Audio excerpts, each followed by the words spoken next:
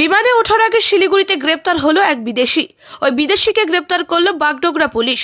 তার কাছ থেকে 5 রাউন্ড গুলি সহ শিলিগুড়ি বাগডোগরা বিমানবন্দরে গ্রেপ্তার হয়। সে ভুটানের নাগরিক। ধৃতের নাম তাশি শেরিং।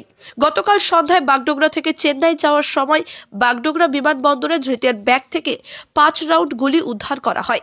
বিমানবন্দরের স্ক্যানারে ধরা পড়ে যায় ওই ব্যক্তির কাছে রয়েছে কার্তুজ। এই ঘটনায় বাগডোগরা বিমানবন্দরে চাঞ্চল্য ছড়িয়ে পড়ে।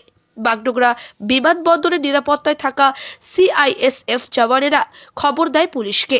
ছুটে আসে বাগডোগরা বিমানবন্দরের দায়িত্বে থাকা পুলিশ কর্মীরা। এরপরে বাগডোগরা থানার পুলিশ বিমানবন্দরে পৌঁছে এবং ওই আটক ব্যক্তিকে গ্রেপ্তার করে। জানা গিয়েছে ধৃত কুয়েত বিমানবন্দরে নিরাপত্তা কর্মী হিসেবে কাজ করতেন এবং ধৃত ভুটানের প্রাক্তন সেনাকর্মী ছিলেন। কিন্তু তিনি কেন তার লাগেজে ওই কার্তুজ নিয়ে যাচ্ছিলেন সে বিষয়টি এখনো পরিষ্কার নয়। আজ ধৃতকে শিলিগুড়ি মহকুমা আদালতে পাঠানো হবে।